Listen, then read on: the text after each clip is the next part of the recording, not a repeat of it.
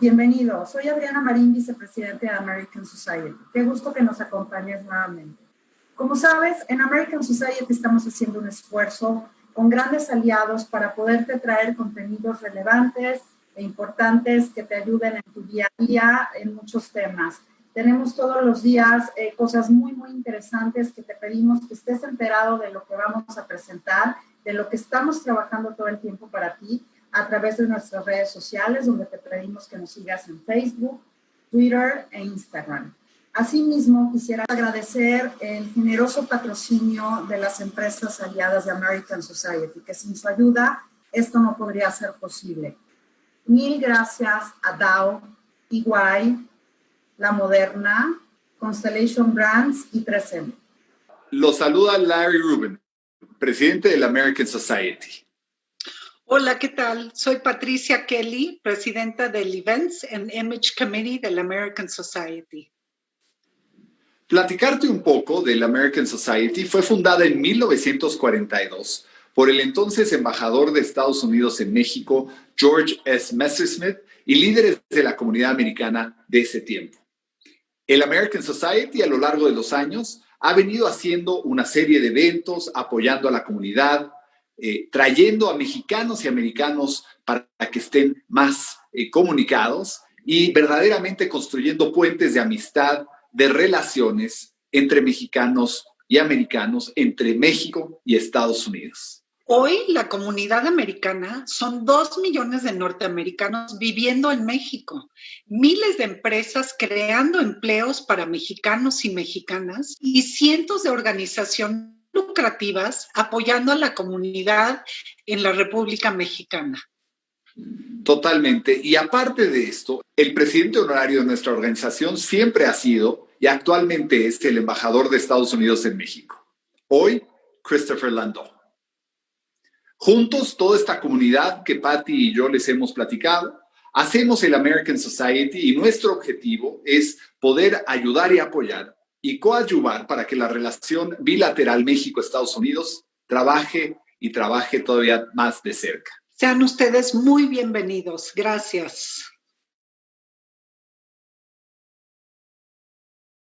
Hola, buenos días. El día de hoy es nuestro viernes de salud y bueno, nos acompaña el doctor Sidlo, que ya hemos tenido su presencia en otras ocasiones en el Viernes de Salud, siempre con temas tan interesantes y tan que nos nutren, porque en realidad tiene una manera de presentar sus temas muy amigable y muy entendible para aquí, para los mundanos. Y bueno, el día de hoy nos va a platicar sobre las pastillas inteligentes. Y bueno, este tema cada día está más latente mucho entre los jóvenes, es el uso de las drogas con el objetivo de incrementar la capacidad cerebral. Y el doctor nos va a comentar sobre sus consecuencias a corto, mediano y largo plazo. Y yo creo, doctor, que cuando las pastillas se convierten en el día a día, en parte del vocabulario de la sociedad y lo vemos como algo ya muy, muy normal, creo que es tiempo de preocuparnos, ¿no? Sí, vamos a ver muchos de estos temas que son algunos preocupantes, otros esperanzadores, pero hay que esperar. Hay que esperar, hay que ver qué sí y qué no, y no nada más estar recetando y tomando y recomendándole a los amigos, ¿verdad? De los vecinos, exactamente. Oye, tómate esto. Pero bueno, me gustaría, si me das oportunidad de leer tu currículum, yo sé que es mucho más amplio, tengo una versión corta nada más para darle introducción. Y bueno, el doctor Sidlo es licenciado en Administración de Empresas del Instituto Tecnológico Autónomo de México, médico cirujano de la Universidad Autónoma Metropolitana, su especialidad en psiquiatría de adultos por la Universidad de Londres, con sede en Londres, Inglaterra, psicoanálisis por el Instituto Británico de Psicoanálisis con sede en Londres, Inglaterra, subespecialidad terapia individual y familiar por la Universidad de Londres, con sede en Londres, Inglaterra. Psiquiatría infantil por la Universidad de Yale, con sede en Connecticut, Estados Unidos. Y bueno, el destacado psiquiatra David Sidlow es experto en trastornos alimenticios, psicosomática, depresión, adolescencia, parejas, adicciones, con más de 35 años de experiencia. Y bueno, creo que esos son los males de la sociedad el día de hoy, o sea que has de tener muchísimo trabajo, doctor. Se formó como médico cirujano de la Universidad Autónoma Metropolitana. Y bueno, su trayectoria incluye proyectos y programas de desarrollo y atención tan importantes como el proyecto Saber para la prevención de riesgo adolescente, la clínica Corporalmente, creada en 1989 para trastornos alimenticios, la Organización de Servicios para los Niños de la Ciudad de Nueva York, después de los ataques de las Torres Gemelas. Él trabajó con niños de la calle y otras poblaciones vulnerables en México y otros más. Y bueno, no me queda más que agradecerte, doctor, tu presencia, y de veras que nuestra audiencia y yo en lo personal de veras anhelamos estos viernes de salud para irnos enterando de los temas al día de hoy. Y muchas gracias. Al contrario, gracias a ti, Pati. Adelante. Bueno, el día de hoy vamos a tocar un tema que es sumamente interesante y del cual soy consultado a veces por papás preocupados, a veces por jóvenes preocupados, que es el tema de las drogas inteligentes. ¿Verdaderamente existen drogas hoy en día en el mercado que nos pueden hacer más inteligentes? Para ello vamos a tocar algunos puntos importantes como son qué es la inteligencia, qué tipos de inteligencia hay, qué es la inteligencia emocional sobre todo, qué tipos de drogas se están usando, quién las ha usado y cuál es la finalidad. Y después hablaremos de qué son los potenciadores cognitivos y cuáles son sus ventajas y sus desventajas para finalmente hablar un poquito de la investigación presente y hacia futuro. Espero que la plática los deje con claridad en relación a algunas de las cosas que algunos de ustedes pueden... Y bueno, comencemos entonces por la primera... lámina que nos va a tratar de definir qué es la inteligencia. Todos hablamos de inteligencia como si fuera una situación que uno tiene o deja de tener, pero la inteligencia tiene muchísimas cualidades. Lo primero es, vamos a definirla como una facultad que tiene la mente, que nos permite aprender, entender, razonar, tomar decisiones y formarnos una idea determinada de lo que es la realidad. Entonces, la inteligencia nos sirve para interactuar con el mundo externo. Es algo que es una cualidad del cerebro y de la mente que nos ofrecen toda esta gama de situaciones de aprendizaje y de conocimiento del mundo real. Sin embargo, la inteligencia no supone nada más el aprendizaje de un texto o una habilidad académica específica. Y ahí es donde yo muchas veces le digo a la gente, cuando hacemos exámenes en las escuelas, lo que están probando es nuestro conocimiento, no nuestra inteligencia. Exámenes como los TEPS para los médicos, el ENARM aquí en México para los médicos, el GMAT y otros exámenes que la gente realiza, no están probando su inteligencia ni su capacidad de raciocinio necesariamente. Están probando su conocimiento y algunas habilidades académicas muy específicas, no la inteligencia. Es importante recordar esto, porque la inteligencia es una capacidad mucho más amplia que esto.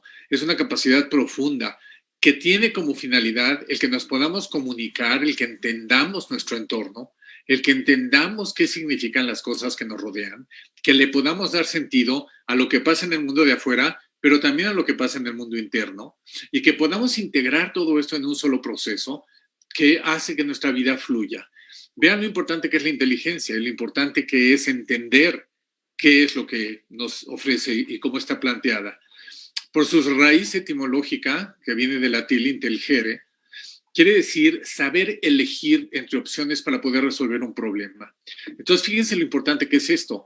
Cuando hablamos de inteligencia, no se trata de adquirir conocimientos y ahí tenerlos y usarlos de vez en cuando.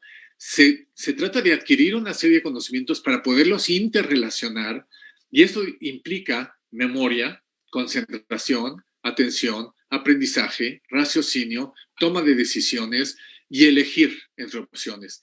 Y esto es lo que nos va a ayudar a resolver problemas eventualmente. Entonces, se los planteo así porque creo que es muy importante que entendamos que la inteligencia es una cualidad y una facultad sumamente compleja.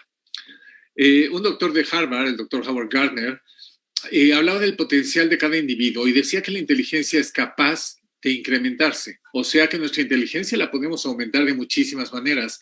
Pero también él decía que es imposible de cuantificarse. Y él lo decía por muchas razones, entre ellas por las clasificaciones que se hicieron. Él hizo una de las clasificaciones más conocidas, más usadas, que son las 7 inteligencias, que dice que el ser humano tiene inteligencias diversas. Y aquí las planteo: la lógica matemática es una, la lingüística verbal, la visual espacial, la corporal cinética, la interpersonal intrapersonal, la musical y la naturista. Todas estas son diferentes y puede haber gente que tenga más alta una que otra, puede haber gente que desarrolle más una que la otra. Y entonces vean lo complejo que es. Alguien puede ser muy bueno en lógica matemática y a pesar de que sabemos que las matemáticas y la música están muy unidas, no necesariamente alguien que es buen matemático va a ser buen músico o viceversa. En resumen, los procesos y las capacidades son superables. La idea es tratar de integrar los conocimientos que vamos adquiriendo, las experiencias que vamos teniendo, para significarlas, para darles una razón de existir en nuestra vida, para que eso nos proporcione informaciones a lo largo del tiempo y que nos permite entonces determinar lo que es la realidad. Vean lo complejo que es la inteligencia y ahora vamos a hablar de otro tema que es ¿qué es la emoción? Los seres humanos nos distinguimos de muchos otros seres vivos por la capacidad de nombrar nuestras emociones, de hablar de ellas, de conectarnos con ellas y de darles significado. La emoción es un fenómeno psicofisiológico. Tiene elementos psicológicos, pero también tiene elementos muy importantes fisiológicos. Y estos suponen una adaptación a los cambios que están registrados tanto por los estímulos internos como por las demandas del medio ambiente. Y esta interacción mundo interno-medio ambiente es una interacción constante que empieza el día que nacemos, inclusive quizá antes, y termina el día que morimos. La inteligencia emocional, si vamos a unir la emoción con la inteligencia, que fue descrita originalmente por Daniel Goleman, es la capacidad de reconocer los sentimientos propios, pero también la capacidad de reconocer los sentimientos ajenos. La inteligencia emocional es tener una habilidad específica para el manejo de nuestros propios sentimientos. Hay 5 capacidades básicas que incluyen la inteligencia emocional. Primero, descubrir mis propias emociones, y eso lo aprendemos desde niños. Las madres nos van decodificando el mundo, nos van ayudando a entender lo que sentimos, le vamos poniendo nombre, y a lo largo de la vida podemos descubrir estas emociones y nombrarlas. Las tengo que reconocer, pero también tengo que aprender a manejarlas. Esa es la tercera, tengo que poder manejar las emociones, porque tengo que actuar constantemente. Tengo que poder definir cómo estas emociones crean motivaciones propias. Y además tengo que poderlas poner al servicio de mis relaciones con los demás. Si no, la inteligencia emocional no tiene ningún sentido. La inteligencia emocional tiene que ver con mi vínculo con los demás. Y esta inteligencia emocional no solamente define la forma en que nos vamos a vincular, sino la forma en que vamos a recibir la retroalimentación de esta adaptación. ¿Tiene que ver esto con la empatía? Posiblemente. La empatía no es más que el reconocimiento de los sentimientos ajenos, sobre todo los positivos. Puedo empatizar con los demás, puedo empatizar con lo que los demás están sintiendo, ¿sí? Pero ahora vean esto. Se han descubierto a lo largo de la vida muchísimos tipos distintos de neuronas a lo largo de la vida científica. Y unas de ellas son las que se han llamado las neuronas espejo o las neuronas de Kubeli, ¿sí? Y son unas neuronas muy importantes porque nos permiten entender las acciones de los otros, nos permiten aprender a través de la imitación. Si ustedes tienen hijos pequeños o recuerdan cuando tenían hijos, primos, sobrinos, hijos de amigos que eran pequeños, se darán cuenta cómo empiezan a utilizar algunas de sus habilidades y su lenguaje por imitación.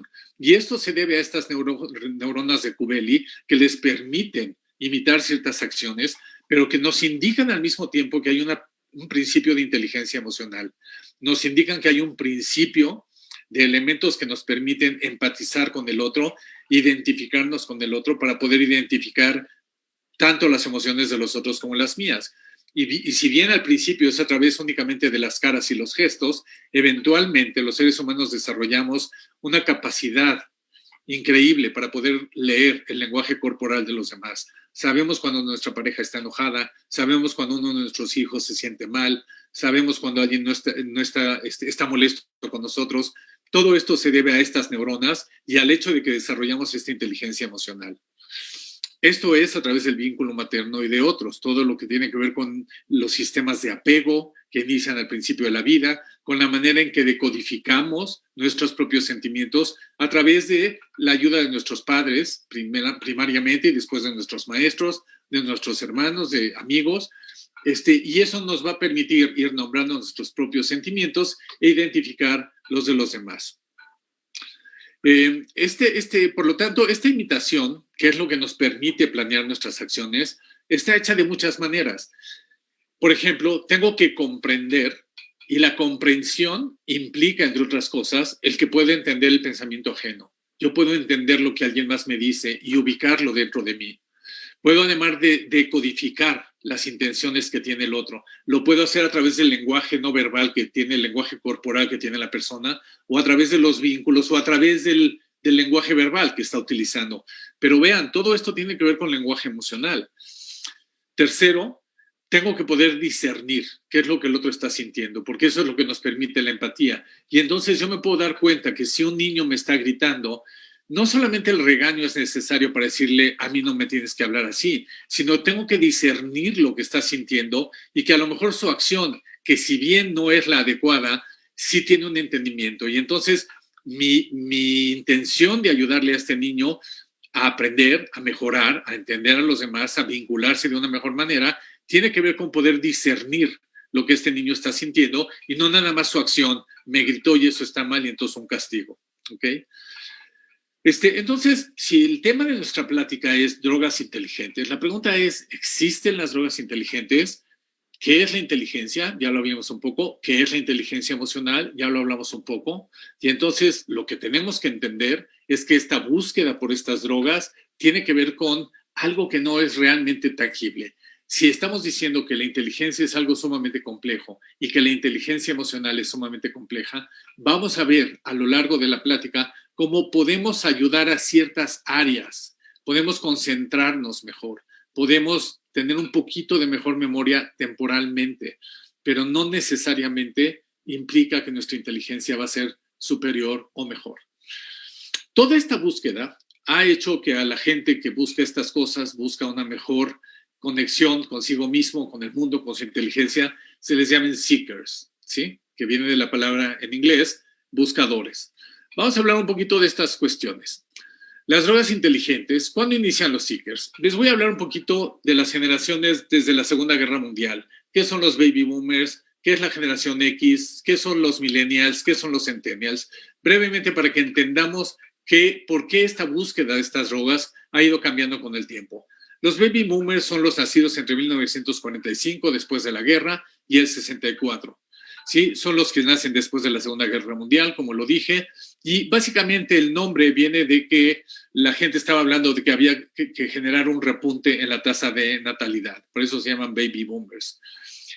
Ven el trabajo como un modo de ser y de existir, es algo estable y a largo plazo. Ven el trabajo como algo adictivo, no necesariamente buscan trabajos en lo que aman hacer, buscan trabajos en lo que encuentran. Acuérdense, empieza con la posguerra y llega más o menos a la mitad de los 60s. No le dedican mucho tiempo al ocio y la actividad recreativa, más bien era trabajar, generar, volver a reconstruir lo que no estaba construido. A las mujeres de esta generación todavía se les dificultaba incorporarse al medio laboral, ¿sí? Y persiste la idea de familia tradicional, los valores universales, aunque se empiezan a romper algunas estructuras sociales e institucionales que, como lo veremos, impactan a las generaciones futuras, porque los baby boomers son los que crean a la generación X, ¿sí? Perduran valores familiares como un intento de resarcir el dolor de la carga de las dos guerras mundiales. Y esto se vive multigeneracionalmente, los abuelos viven la Primera Guerra, los papás viven la Segunda Guerra y los hijos nacidos de estas familias entonces están tratando de resarcir el dolor con el que cargaron. Estos bebés eventualmente se convierten en los papás de la siguiente generación, que es lo que se conoció como la generación X. La generación X son los nacidos entre el 65 y el 81.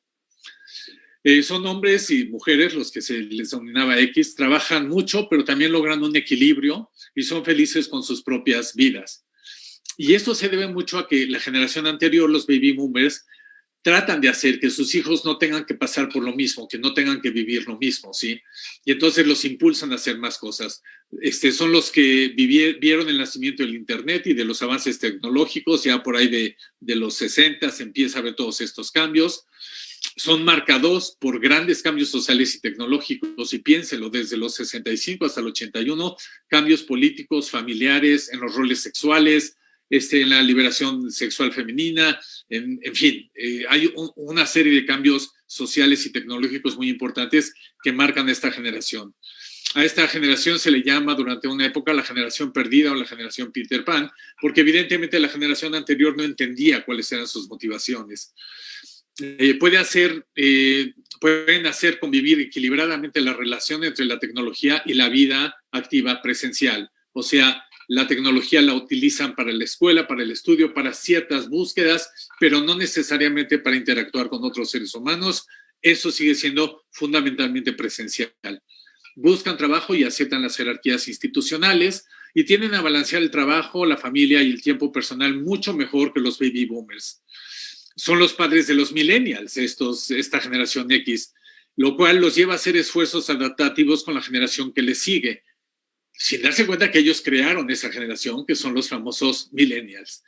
Vamos a hablar entonces de la generación Y, que también se le conoció así, o los millennials, que son los nacidos entre el 82 y el 94. Estos son chavos que nacen ya muy adaptados a la tecnología. La vida virtual no es más que una extensión de la vida real. La vida virtual se vive constantemente y cotidianamente. Conservan algunos de los códigos de privacidad en relación a lo que exponen o no en el Internet. Todavía no los rompe totalmente, y se consideran una generación de multitaskers. Durante una época, y yo me acuerdo yo mismo en alguna época, hace muchos años, entrevistando gente y les preguntaba, ¿y usted es un buen multitasker? Como si fuera un valor. Pero vean ustedes lo que ha pasado en los últimos años. Mucha investigación ha habido, y se ha demostrado que el multitasking puede dañar el cerebro y la carrera. Esto es un estudio de la Universidad de Stanford. Este estudio se hizo muy interesante, se le dio una serie de metas que tenían que cumplir a unos jóvenes, y a unos se les dijo que la podían hacer como ellos quisieran, y a otros se les dijo que forzosamente la tenían que hacer secuencialmente, no podían hacer la 2 hasta que habían acabado la 1. Curiosamente, los que la hicieron secuencialmente la acabaron antes y con mejores resultados que las que la hicieron simultáneamente. O sea, los multitaskers no concluyeron la meta adecuadamente y sus ratings fueron más bajos. Esto llegó a unas conclusiones interesantes. Número 1, que ser multitasker reduce la efectividad. ¿Por qué? Porque reduce la atención y la organización y la concentración. Además, se deja de considerar como una habilidad especial ser multitasker e incluso ha llegado a plantearse que puede llegar a causar algún tipo de daño cerebral. Con estudios de resonancia magnética funcional se ha encontrado que hay menor densidad en ciertas áreas del cerebro, específicamente en el cíngulo anterior, que es el área donde está incluida la empatía, el control cognitivo y el control emocional, que es justo de lo que estamos hablando. Y esto nos va a ayudar a entender entonces por qué la generación Y y la generación Z que le sigue empiezan a buscar medicamentos, pastillas que les ayuden a tener mayor control cognitivo, mayor control emocional, mayor empatía. La generación Y también no deja la vida en el trabajo como los baby boomers, ni siquiera como la generación X, no son workaholics como sus papás, observan a sus papás y deciden hacerlo de manera distinta. Los hombres millennials empiezan a tener cirugías estéticas, que no era común anteriormente, y las mujeres continúan teniéndolas. Tienden a ser muy emprendedores y creativos, los de la generación Y o millennials, intentan vivir de lo que aman hacer, no como los baby boomers, que el trabajo que había es el que aceptaban y punto final. Tienden a ser muy idealistas, pero además de eso, aman el entretenimiento vivido a través de la tecnología. Empiezan a jugar todos los juegos de internet, los juegos son típicos, todos los aparatos de la televisión que se usaban, el Wii y se me van los nombres, pero y empiezan a utilizar los teléfonos celulares para los juegos también. Son aficionados a las salas de chat de los 90s, se acordarán los que lo vivieron, que había muchas salas de chat, y actualmente todas las aplicaciones de citas son utilizadas mucho por los millennials. Pasaron por algunos cambios. No pasaron por el cambio de los acetatos, de los discos de acetato a cassettes y a los 8-tracks, pero sí les toca el cambio de los CDs al DVD, al MP3, al MP4, y ahora parece ser que estamos regresando a los acetatos nuevamente. Son usuarios del ICQ, algunos de ustedes recordarán el ICQ, fue la primera fórmula de mensajería privada que había, hasta el SMS hoy, el WhatsApp y demás. Aman viajar y conocer al mundo, pero aman más subir sus fotografías a las redes sociales. Entonces, lo importante no es el viaje necesariamente, lo importante no es la comida que estoy comiendo, es subirla al internet y que todos los demás la puedan ver. Duran en sus trabajos un promedio de 2 años, pero a veces son 2 meses, ¿sí? No tienen este compromiso con los trabajos ni necesariamente con las relaciones, a diferencia de la relación X que tienden a ser más estables. Heredan de la generación X la idea de que todo es desechable y la llevan a otro nivel. Y entonces tienen relaciones desechables, trabajos desechables, todo lo que les rodea básicamente es desechable. Y entonces viven en un mundo un poquito distinto al que el resto de las generaciones anteriores lo veía. Y finalmente llegamos a la generación Z o a los centennials, que son los nacidos en el 95 hasta el día de hoy. Sin embargo, quiero hacer una pequeña observación. Desde la época de la pandemia del año pasado, se empezó a llamar a los bebés nacidos en esta época Covidians. Entonces, no son millennials, no son centennials, son Covidians. ¿Por qué? Porque se sabe que van a haber nacido en una época en la que había, todo lo que veían es gente con máscaras, y en fin, todo lo que hemos estado viviendo ahora. Ya veremos en un par de años cómo se desarrollan estos bebés nacidos en esta época. Pero regresemos a los centennials. Son absolutamente nativos digitales, nacieron con un teléfono en la mano, casi. Son autodidactas, aprenden muchas cosas por tutoriales digitales. Su creatividad les permite adquirir digitalmente nuevos conocimientos y los relacionan adecuadamente, encuentran lo que sea en Internet y lo saben manejar de una manera increíble. Lo malo de esto es que están sobreinformados, tienen un alto consumo de información y, como sabemos, por lo menos la mitad de la información que hay en el Internet no es fidedigna. Entonces hay mucha información que tienen, pero mucha de esta información no es ni fidedigna ni útil. Entonces esto es algo que tienen que tomar mucho en cuenta. Usan las redes sociales nuevas, esas que los padres no conocen. Por ejemplo, han migrado de Facebook a Instagram, de WhatsApp a Telegram, a Signal, y entonces están utilizando otro tipo de redes sociales. La totalidad de su vida se expuesta en las redes sociales, no solamente a través de esto cobra un sentido. Estos, a diferencia de los anteriores que yo les decía, la generación Y viaja, disfruta el viaje, pero sube sus fotografías porque las quiere compartir. La totalidad de la vida de los centennials está en Internet, de tal suerte que tienen mucho menor sentido de privacidad, se exponen mucho más que otras generaciones y exponen a los demás muchas veces de manera falsa, de manera inadecuada. Suben fotografías de gente sin el permiso de ellos, suben cosas en relación a grupos que no necesariamente es útil.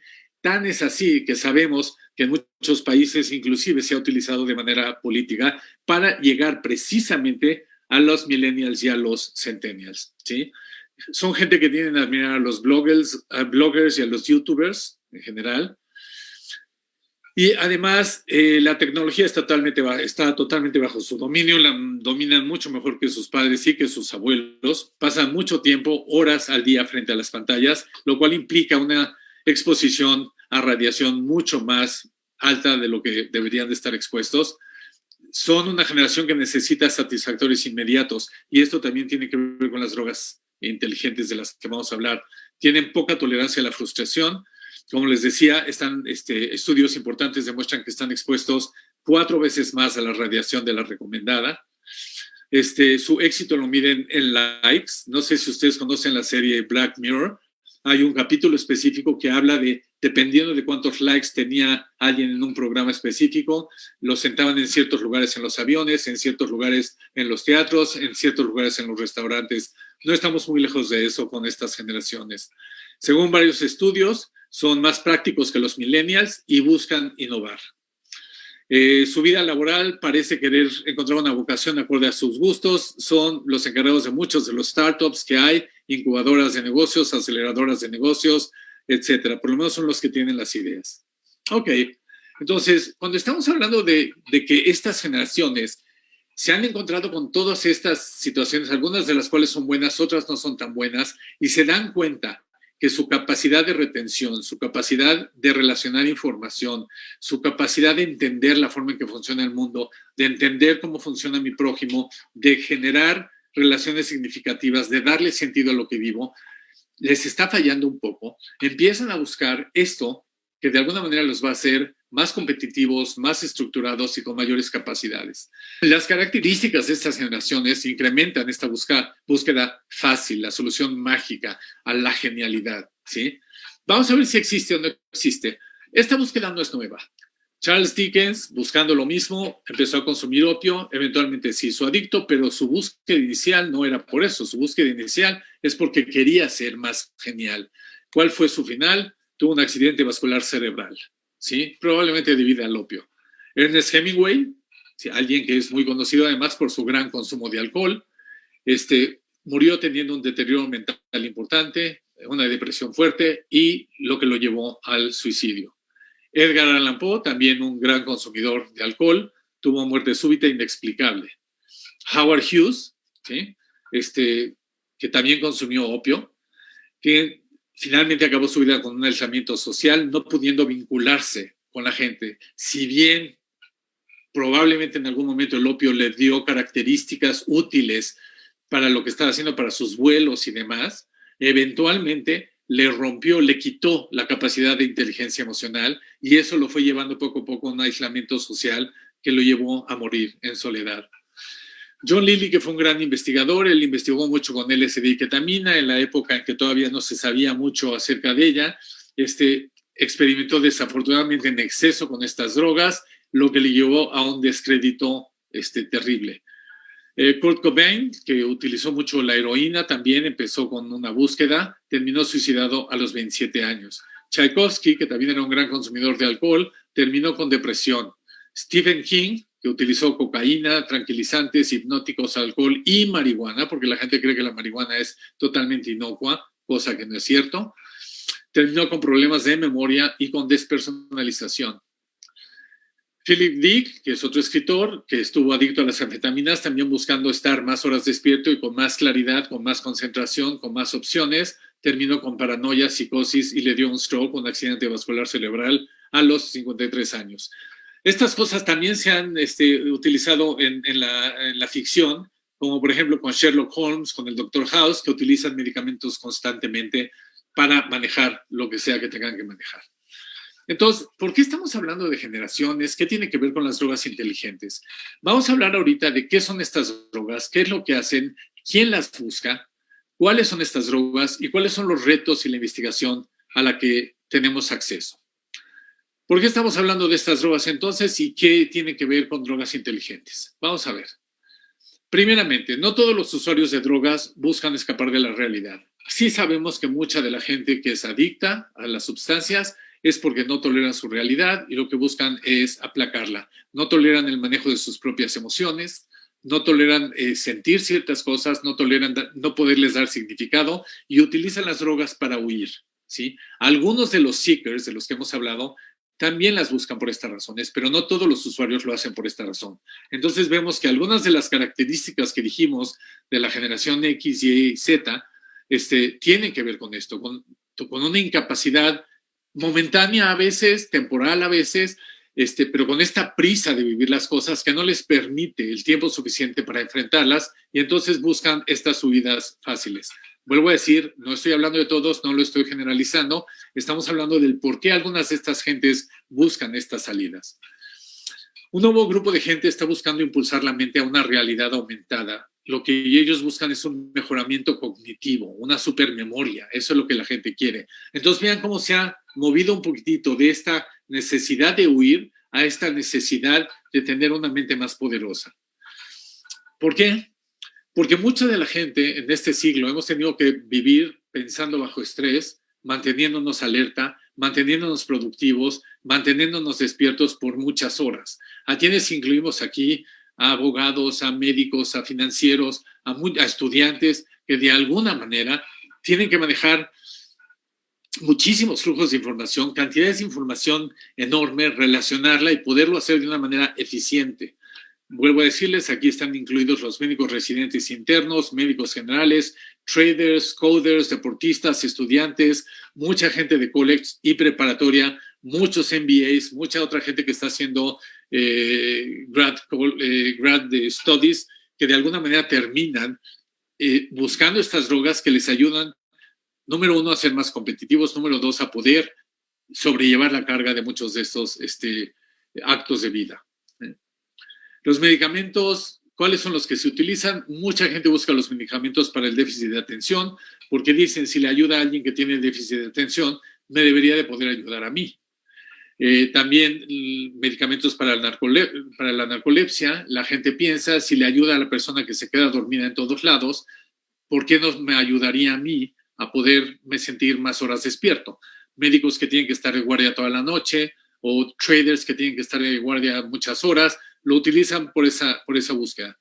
La gente dice, los medicamentos para las demencias, si le ayuda a la gente que está perdiendo sus capacidades cognitivas, si yo la tomo, seguramente me va a aumentar mis capacidades cognitivas. O lo que se llaman suplementos nootrópicos, que se han utilizado específicamente con esta intención. Bueno, lo que yo les quiero decir es que los medicamentos de déficit de atención, se ha demostrado que si alguien no tiene déficit de atención, no le van a servir de mucho. Los medicamentos de la narcolepsia, si alguien no tiene problemas de narcolepsia, no le van a servir necesariamente para estar más horas despierto, o si le llegan a servir, no va a ser libre de coste en su salud mental y en su salud neuronal. Los medicamentos para las demencias los puede uno tomar por otras razones, se utilizan para otras cosas, pero no necesariamente les van a aumentar su capacidad cognitiva. Vamos a verlos un poquito con más detalle. ¿Cuáles son estas drogas? Normalmente se está utilizando muchísimo en Estados Unidos las anfetaminas y las dexoanfetaminas, como son el Adderall. Pueden ver una serie en la televisión, un documental. Búsquenlo, se llama Not in Our Drugs, creo, que habla fundamentalmente de los usuarios de estos medicamentos anfetamínicos como son el Adderall. Se utilizan para el ADH, para el déficit de atención e hiperactividad. Se ha utilizado un poquito para mejorar la memoria consciente a largo plazo, un poquito, sí funciona para la memoria. No sirven estos medicamentos para la memoria implícita o práctica, o sea, para cuestiones prácticas no sirve. El tipo de memoria que necesitamos para hacer ciertas cosas. Y hay estudios mixtos en cuanto a la memoria ejecutiva, o sea, planear, hacer exámenes y demás. Entonces, aunque se toman, muchos estudiantes las toman para pasar exámenes y demás, y algunos de ellos dicen que si les sirven, probablemente les han servido porque les aumenta un poquitito su memoria consciente, nada más. Ahora, ¿cuál es el problema? El problema es que son altamente adictivos, producen muchísima ansiedad, producen insomnio, baja la libido, y algunos jóvenes no saben esto, puede llegar a producir náusea, falta de apetito, baja de peso y bromohidrosis, una sudoración constante, en ocasiones olorosa. Esto es importante saberlo, porque mucha gente cree que lo puede usar de manera indefinida si no tiene un problema de déficit de atención. La gente que tiene un déficit de atención metaboliza estas drogas de manera distinta, les ayuda de una manera distinta. La gente que no tiene déficit de atención probablemente se va a hacer adicta, va a tener ataques de ansiedad, de insomnio y va a tener problemas agregados. Además, en algunos casos se ha asociado a psicosis, que es la pérdida del contacto con la realidad, infartos al miocardio y muerte súbita. Entonces, la gente que no tiene déficit de atención tiene que tener mucho cuidado de cómo usa estas drogas y en qué momento las usa. Otra que se ha utilizado es el aniacetam, que es un nootrópico. Nootrópico quiere decir un medicamento que tiene como función tratar de mejorar la cognición. Lo que se ha logrado es reducir la ansiedad y aumenta la creatividad. Entonces, mucha gente cree que porque le baja la ansiedad, o sea, lo que no se dan cuenta es que a la hora de bajar la ansiedad y aumentar la creatividad, ellos creen que su mente está funcionando mejor. Lo que realmente está haciendo está funcionando como debería de funcionar cuando no está bajo los efectos de la ansiedad. Se ha visto que ayuda muchísimo a los ancianos con deterioro cognitivo leve, sobre todo en mejorar su lenguaje y su juicio. lo cual no quiere decir que ayude a hacer a la gente más inteligente. Además, si volvemos a pensar en nuestra definición de inteligencia, ¿qué inteligencia es la que va a ayudar? ¿En qué área me va a estar auxiliando?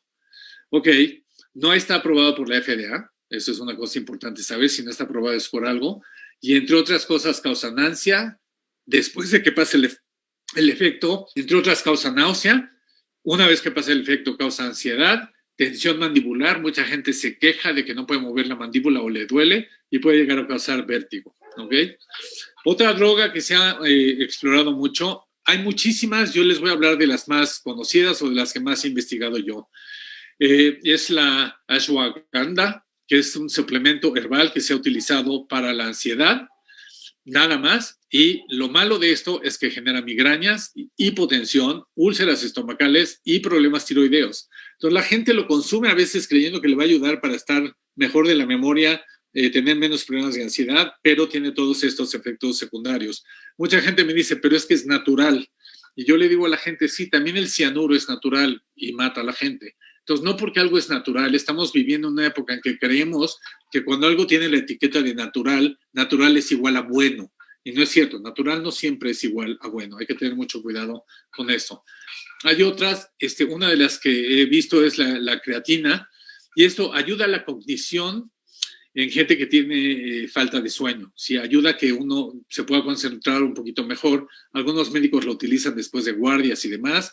Se ha utilizado en deterioro cognitivo leve en combinación con otros medicamentos con pacientes que tienen problemas que terminan siendo demenciales como la corea de Huntington o el Parkinson.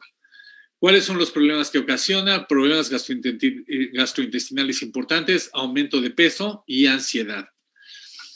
El donepezilo, que es un medicamento que se utiliza para la memoria, sobre todo gente que tiene problemas de Alzheimer y demás, ayuda en la memoria con ciertas habilidades complejas para algunas de estas gentes. Está aprobada por la FDA para problemas de Alzheimer y para memoria procedural, o sea, cosas que tenemos que hacer. Pero vean, desafortunadamente, como todo, tiene sus problemas, tiene problemas de sueños diversos. Pacientes con Alzheimer que yo les he dado estos medicamentos, sí terminan teniendo algunos problemas de sueño importantes, se les revierte el sueño, se les quita el apetito, algunos de ellos se quejan de muchas náuseas y vómito, y algunos de ellos llegan a ser tan serios que hay que retirarles el medicamento. Entonces, también hay que tener cuidado con estos medicamentos y no pensar que uno, como en México, muchos de estos medicamentos se consiguen sin recetas, la gente cree que lo puede comprar y usar, y la verdad es que sí tienen algunos problemas importantes. Estos son a corto plazo, a largo plazo tienen muchísimas otras complicaciones. El Ritalin, que es otra forma de anfetamina, que es el metilfenidato, que también se ha utilizado por algunas gentes, se utiliza para el déficit de atención, mejora un poco la capacidad de enfocarse y la memoria. Está aprobado por la FDA para el déficit de atención y para ayudar a la gente mayor con déficit, con deterioro cognitivo temporal, ¿sí? Está relacionado a la dosis, con dosis muy altas el efecto que se logra es un efecto opuesto, entonces mucha gente lo empieza a tomar y como se siente bien porque se pudo concentrar mejor en un examen o algo, toma una dosis mejor la próxima vez y el efecto que tiene es exactamente lo opuesto. Además tiene muchísimos problemas, ¿sí? Reduce la plasticidad cerebral. La plasticidad cerebral es la capacidad del cerebro de regenerarse, de curarse a sí mismo, de poder aprender nuevas cosas, de generar nuevas conexiones, interrelaciones neuronales que nos permiten entender las cosas y aprender cosas nuevas. Debilita la memoria a través del tiempo. Hay que tener un poquito de cuidado. La gente que tiene déficit de atención está constantemente bajo vigilancia médica, se pueden revisar las dosis de una manera según adjudicar la dosis según lo que va necesitando el paciente, pero la gente que lo toma por su santa voluntad puede generar todos estos problemas. Nerviosismo, sudoración excesiva, visión borrosa, baja de apetito y pérdida de peso, náusea. La gente cree que son cositas con las que puede vivir. No crean que es tan fácil. Vivir con náuseas todo el día puede hacer que el medicamento que me tomé para que me fuera mejor en un examen hace que me vaya peor, porque estoy nauseabundo toda la mañana. Entonces hay que tener cuidado con el uso indiscriminado de estos medicamentos. El modafinil, que es un medicamento que se ha utilizado un poquito para la narcolepsia y para problemas del despertar, está aprobado por la FDA para narcolepsia, un poquito para motivación y mejora la función mental. ayuda mucho en la atención de funciones ejecutivas y en el aprendizaje. Mucha gente lo usa cuando va a estudiar más que a la hora que va a hacer un examen. Los problemas, como les decía, reduce la plasticidad, igual que el metilfenidato, por eso están en la misma hoja, daña la memoria, igual que el metilfenidato, y tiene efectos similares al Ritalin. Además, muchísimas interacciones medicamentosas. La gente que toma modafinil debe de estar con mucho cuidado cuando va a tomar algún otro medicamento, antibióticos, antihipertensivos, algunos antiinflamatorios. Vigílenlo, hablen con un médico antes de tomar estos medicamentos. El omega 3 es un buen medicamento en general, mejora el estrés, mejora la concentración, la velocidad de reacción. Está recomendado para personas con enfermedad cardíaca, pero en muchos lugares se recomienda como un uso cotidiano, como un complejo vitamínico, como un suplemento alimenticio más bien. Algunos estudios demuestran que mejora la memoria, pero hay mucha controversia en esto. Hay algunos estudios que dicen que sí la mejora, hay otros estudios que dicen que para nada la mejora. El problema es que lo deja mucha gente con un sabor a pescado, depende la marca que compren, genera algunas diarreas porque es en forma de aceite y a muchas gente les genera sangrados de nariz. La preocupación aquí es si el sangrado de nariz se debe a un aumento temporal de la presión arterial y eso podría también llegar a causar pequeños sangrados intracerebrales, lo cual podría ser un problema mayor. Creo que el último que les voy a mencionar es el piracetam, que también es un nootrópico, se utiliza con algunos niños que tienen algunos problemas de conducta, también con algunos niños que tienen problemas de aprendizaje, de memoria y de concentración.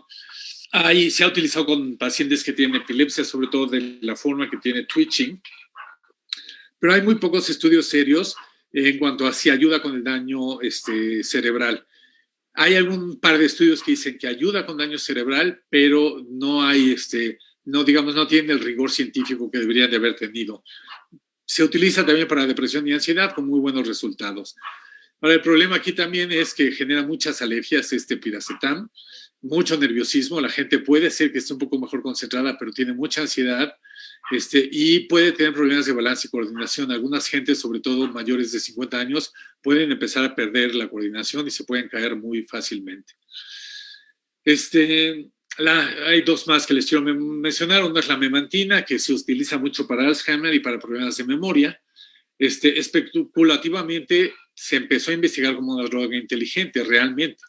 Se utiliza mucho con el espectro autista, con pacientes que tienen trastorno obsesivo compulsivo, déficit de atención, pero ningún estudio serio ha podido demostrar lo que se llaman estudios open label, que es para ver qué otras utilidades tienen. Hay muchísimos estudios, se ha encontrado que ayuda con algunas células del cuerpo a mejorarlas, se ha visto que hay un poquito de efecto sobre la inteligencia emocional, pero hay estudios controversiales alrededor de eso. Se ha visto que mejora la memoria en pacientes que tienen epilepsia. Tiene otras utilizaciones además de la memoria, pero también tiene sus complicaciones, como hemos venido diciendo. Tiene infinidad de efectos secundarios, muchísimos, tanto físicos como emocionales, como psiquiátricos. Mucha gente se deprime, mucha gente tiene fobias, aunque se utiliza con trastornos obsesivo-compulsivos, con algunas gentes lo revierte y los hace todavía como más complicados, y con algunos problemas infecciosos también que han generado. Finalmente les quiero mencionar la nicotina y la cafeína, que son las drogas más utilizadas todavía hoy en día. Muchos médicos empiezan a fumar y a tomar cantidades exorbitantes de café durante las guardias, porque se sabe que los mantiene más alertas y más despiertos, ¿sí? La nicotina no necesariamente en forma de cigarro, o sea, a veces en chicles o en parches. Se supone que hace una mejoría cognitiva y es un poquito auxiliar en el Parkinson, en el deterioro cognitivo leve, en déficit de atención, en Tourette y en esquizofrenia. Aquí es algunas de las cosas, cómo funciona. Algunas personas creen que tiene un efecto neuroprotector. Hay muchos estudios que dicen que eso hace, que mejora la atención, la memoria y la velocidad de reacción. Algunas personas lo consideran la mejor droga inteligente hasta el día de hoy. El problema es que cuando es en cigarros, el daño posible, el daño de un cáncer pulmonar o de otros cánceres debidos al consumo de los otros 3.999 químicos que tienen los cigarros, pues lo hace muy dudable. La gente que lo consume en forma de chicle y de parches puede tener algunas otras reacciones secundarias, como pueden ser problemas cardiovasculares, que también aparecen. Hay muchos casos de sobredosis, no porque la gente que come chicles y luego se pasa y se come 30, 35 chicles al día, lo cual puede generar problemas de sobredosis con problemas cardiovasculares importantes, ¿sí? Cánceres, se puede desarrollar tolerancia e inclusive adicción a la nicotina. Y finalmente la cafeína, que todos conocemos, mucha gente consumimos café, lo hacemos por el gusto del sabor, lo hacemos por la cafeína que nos da y también porque de alguna manera tiene otros efectos antioxidantes y demás de los que no vamos a hablar el día de hoy, pero algunas gentes se sienten con mayor capacidad de concentración. Arquitectos que tienen, estudiantes de arquitectura que tienen que hacer planos toda la noche, se la pasan tomando café, médicos que están estudiando o residentes, abogados, todos los estudiantes que de repente tienen que estudiar, buscan estas soluciones. Vamos a hablar de la investigación. Ya les mencioné algunas de las drogas inteligentes. Como vemos, todas tienen pros y contras. Todas pueden ayudar un poquito, sí tienen efectos benignos, pero hay que valorar contra eso los efectos negativos que pueden tener. La investigación ha demostrado que todas estas drogas tienen muchos efectos secundarios nocivos, sobre todo a largo plazo. La acumulación de algunas de estas sustancias en el sistema nervioso, en el hígado, en el páncreas, han demostrado que a la larga pueden generar problemas de salud importantes. Además, no se sabe qué efecto podrá tener a mediano y a largo plazo sobre el cerebro y sobre el cuerpo en general, porque algunas gentes combinan estos medicamentos. Entonces, falta muchísima investigación que nos diga qué está pasando. Podemos decir que estamos en pañales en términos de lo que las drogas inteligentes podrán algún día hacer. Toda la información genética, toda la investigación genética nueva nos va a arrojar mucha información, pero tenemos que esperar hasta que esta información sea fidedigna, nos hable de estados de salud y nos hable de pocos riesgos. Entre el 15 y el 40%, vean ustedes, entre el 15 y el 40% de alumnos, empleados de consultorías, médicos internos y residentes, deportistas y algunos otros usan estas drogas. Estos son estudios de Estados Unidos, no tanto de México, pero creo que en México se están usando cada vez más. El uso en estudiantes de preparatoria va en aumento y las ventas de estas drogas, muchos se pasan al lado mexicano para comprar estas drogas, sobre todo los que viven cerca de la frontera, porque algunas de ellas se consiguen en México, como decía yo, sin receta médica.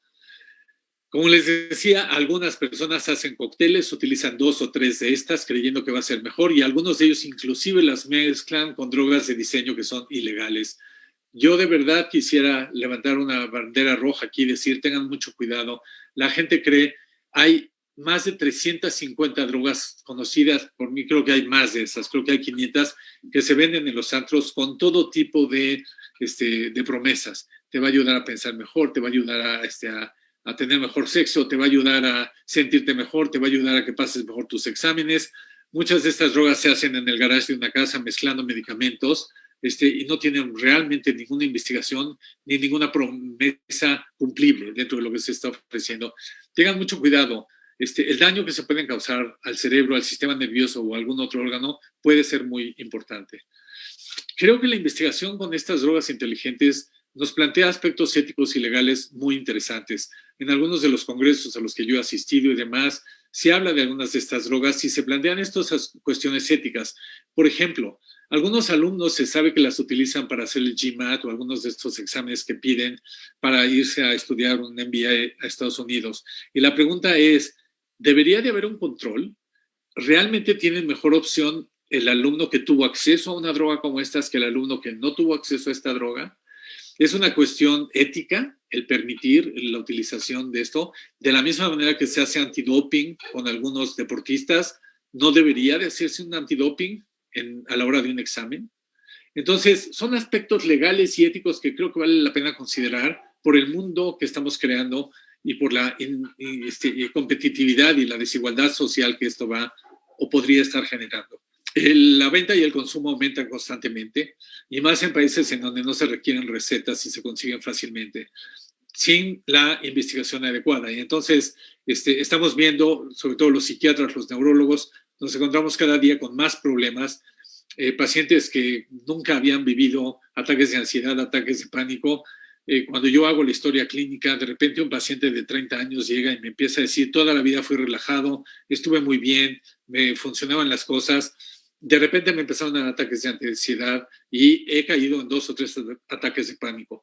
Y cuando hago la historia clínica y empiezo a oír la cantidad de medicamentos no prescritos que han consumido, es muy fácil ligar entre el consumo de esos medicamentos y esos ataques. Quitar esos ataques de ansiedad y de pánico cuando son generados por situaciones como las que estoy platicando puede llevar varios meses o años. Entonces vean si el precio que se está pagando por el consumo de algunas de estas sustancias merece la pena. La pregunta más importante es esto: ¿de verdad estas drogas nos hacen más inteligentes o no? Y la respuesta es muy clara: probablemente no. Todos los estudios apuntan a que la mejoría puede ser temporal, los casos de memoria, los casos de atención.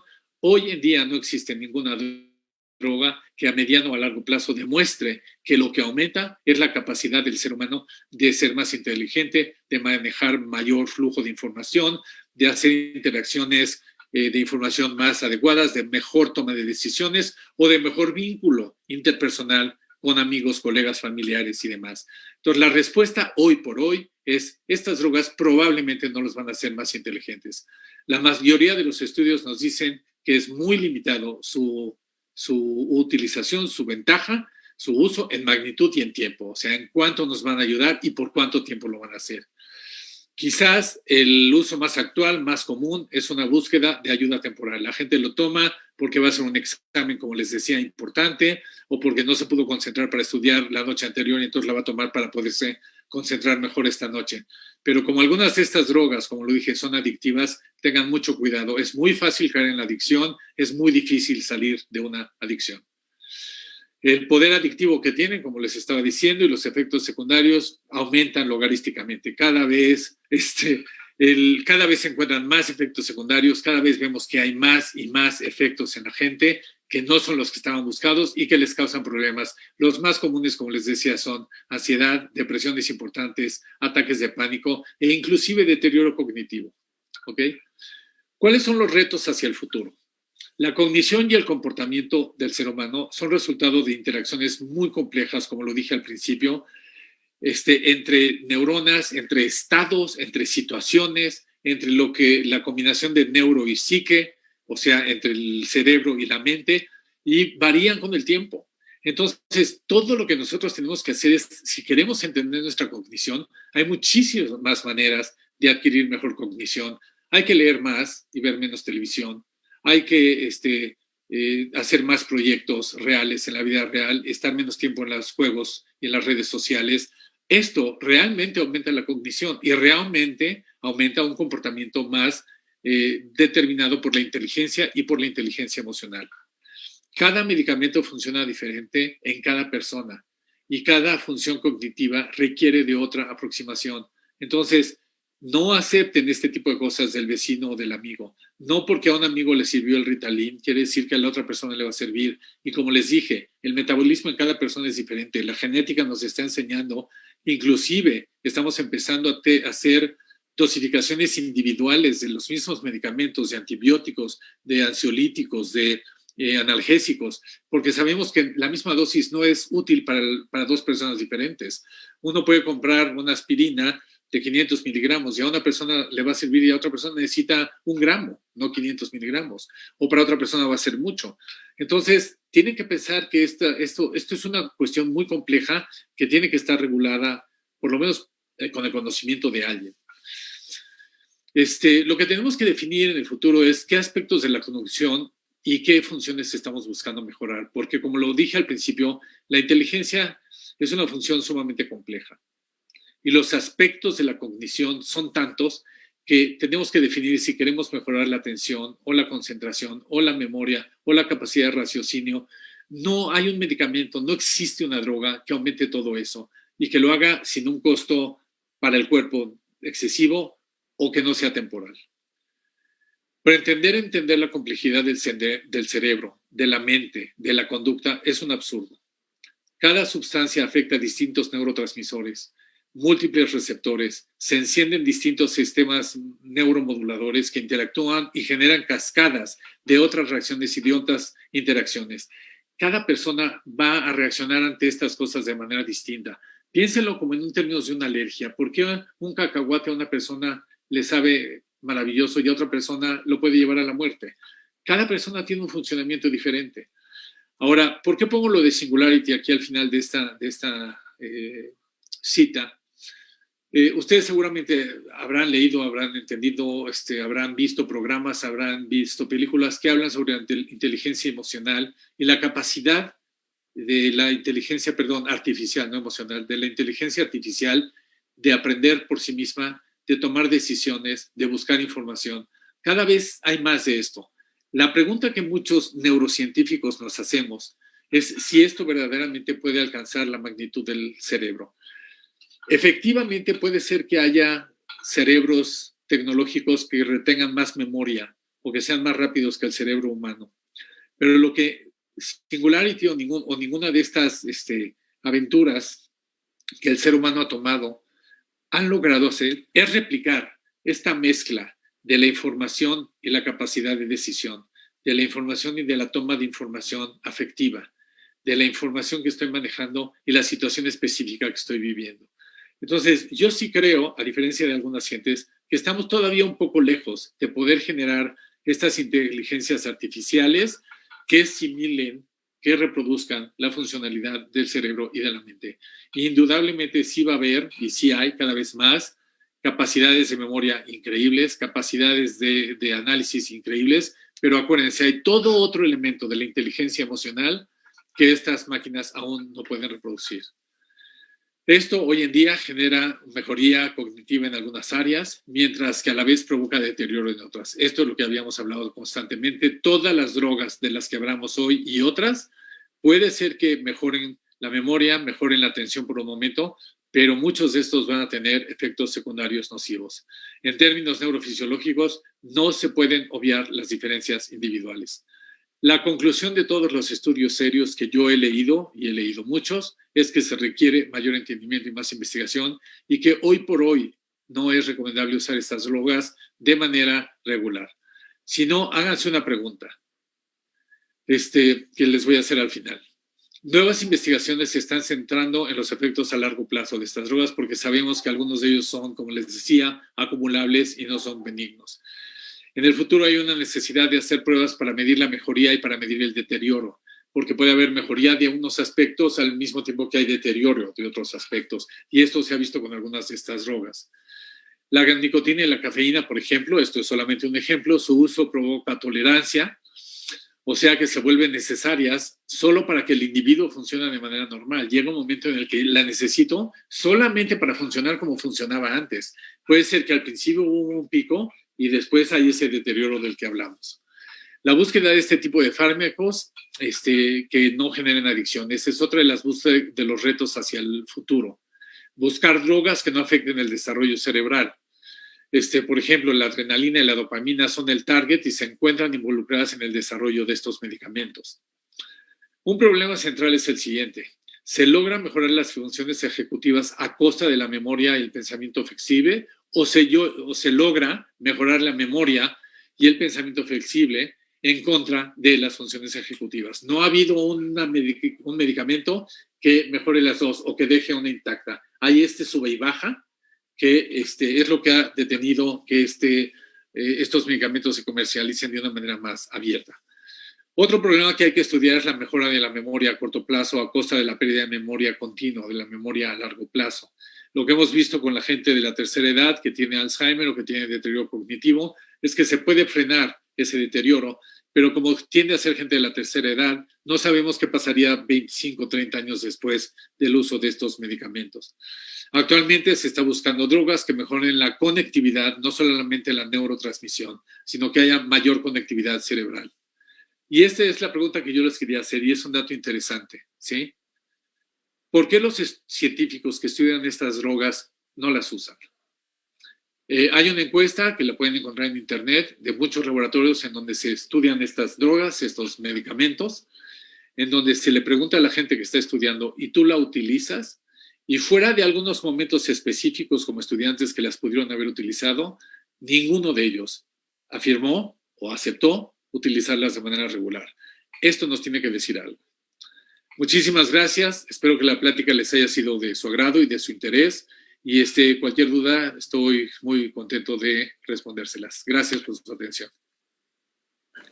Pues nada, muchísimas gracias, doctor. Como siempre, tan puntual, tan completa y tan clara tu presentación. Gracias, Pati. Nos dejas mucho que pensar en este caso. Y bueno, en esta sociedad de la inmediatez, como bien lo dijiste, pues creo que las personas estamos buscando satisfactores en donde no corresponde y debemos de echarnos un clavadito a nuestras competencias, a nuestras habilidades, a las herramientas que la vida nos ha concedido, porque finalmente el cuerpo humano, para mí en lo personal, después de ver la exposición de Body Reveal, me di cuenta que es un mecanismo perfecto y que si lo cuidamos y que si lo sabemos estimular y que si sabemos echarnos un clavado hacia adentro y cuidarnos y utilizar el perfecto funcionamiento de nuestros cuerpos, pues para los que tenemos la gran fortuna de tener una buena salud, caray, pues hay que mantenerla definitivamente por el lado natural. Y como bien lo dices, doctor, pues para las personas que tengan algún padecimiento, alguna condición, bueno, entonces en esos casos acudir a los especialistas para que nos receten lo indicado. Claro. No podemos convertirnos en esta sociedad de personas que nos automedicamos, que buscamos estimulantes, suplementos. Qué interesante que inclusive los suplementos naturales tienen sus efectos. Pues al final los medicamentos vienen de la naturaleza, ¿no? Sí, sus orígenes. Entonces, pues caray, doctor, me dejas con una satisfacción de haberte escuchado. Yo creo que nuestra audiencia le va a servir muchísimo. Espero que escuchen y que lo vuelvan a escuchar y que lo difundan a la gente querida para que nos cuidemos y sepamos que el cuerpo humano es lo más preciado que tenemos. Realmente. Muchísimas gracias, Pati. Estoy de acuerdo con lo que dices. Yo siempre le digo a la gente, el cerebro y el sistema nervioso es el aparato más perfecto que conozco en el universo. ¿Por qué querríamos destruirlo? ¿No? Totalmente, no entiendo, pero yo la verdad sí soy un poquito más al natural y me enseñaron que a la depresión acción y cuando tienes algún dolorcito, pues distráete y ponte activo y piensa positivo, porque de esa manera vas a dejar de pensar en el dolor y en lo que te aqueja o en lo que te inventas que te aqueja. Claro, utilizar las herramientas personales, tenemos una cantidad de herramientaje que no usamos de manera cotidiana y que efectivamente nos puede ayudar a ser mejores personas, más inteligentes, más empáticos y enfrentar nuestras situaciones de mucho mejor manera. Totalmente, doctor. Pues caray, la American Society, como siempre, te damos las gracias, nos enriqueces muchísimo todos los viernes que nos has amablemente acompañado y de veras que pues qué generoso has sido con tu información. Muchísimas gracias. Gracias a ti, Pati, a la American Society, como siempre, y ya nos veremos prontamente. Seguramente. Muchísimas gracias. Hasta luego. Hasta luego. Y gracias por acompañarnos a toda la audiencia y al equipo de la American Society. Gracias por su apoyo. Y bueno, que tengan un lindo fin de semana. Hasta luego. Hasta luego.